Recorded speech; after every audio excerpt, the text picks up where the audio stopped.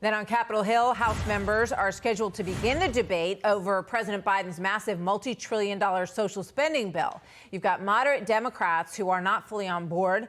Without more information from the CBO, the Congressional Budget Office, they are scoring this, as we say, and waiting to tell everybody how much they believe the package will cost. There's been so much in and out of it. It's hard to tell what actually they're scoring at this point. Let's bring in Karl Rove, former White House Deputy Chief of Staff and Fox News contributor. Karl, great to have you with us this morning. Good morning to you.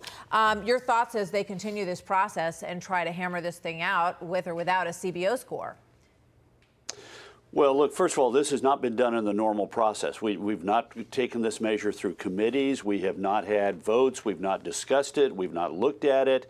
It's a rush, 2,185-page document, and we're rushing to get it through the House without even a CBO score. And even if we get the CBO score, we know this.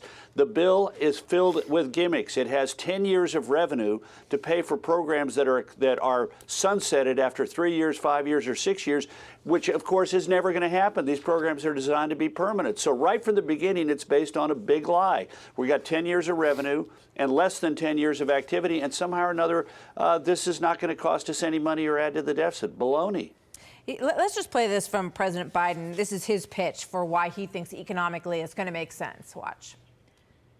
Congress will not add to inflationary pressures in the economy. The policies I proposed, quote, help lift long-term economic growth via stronger productivity, labor force growth, as well as taking the edge off inflation. So that's the argument at this point, Karl, that if you pass Build Back Better, you're going to ease inflationary pressures basically by putting more money in people's pockets on the other end.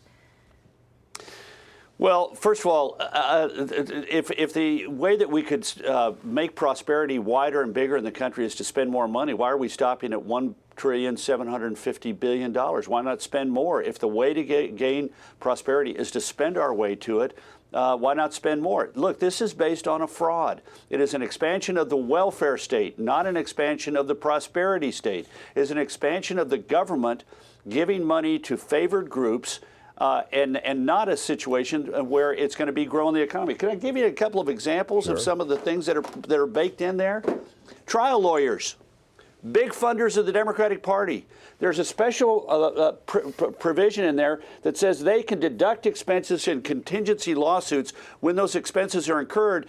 Instead of, as today, you can only deduct those if you lose the contingency lawsuit.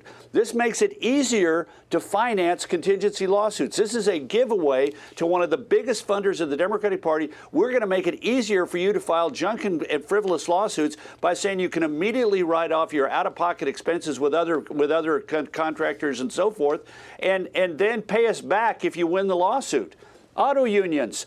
You get a $7,500 credit to buy an electric vehicle. Most people who buy electric vehicles are wealthy people because these cars cost $75,000 and $80,000. But we're going to give them $7,500 out of the pockets of American taxpayers. However, if you are a union plant, you get an extra $4,500. Why? Because the auto unions are big funders of the Democratic Party. Yeah. So this bill is stuffed with special interest provisions like that. That's some rich stuff there, Karl. I don't know if it even goes through in the House at the moment. I think the moderates are going to hold off on that. We'll see.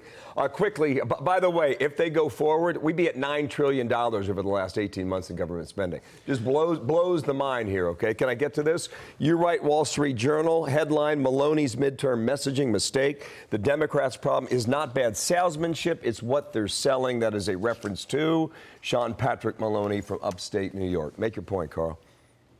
He's the chairman of the Democratic Congressional Campaign Committee, and he says all this spending is going to bring us victory in 2022, and that's baloney. Wall Street Journal NBC poll in October. Which party is better on the issue of the economy? Republicans 45, Democrats 27. Who's better on controlling inflation? We're all seeing that at the grocery and the gas pump. Republicans 45, Democrats 21. Crime, who's better? Republicans 43, Democrats 21.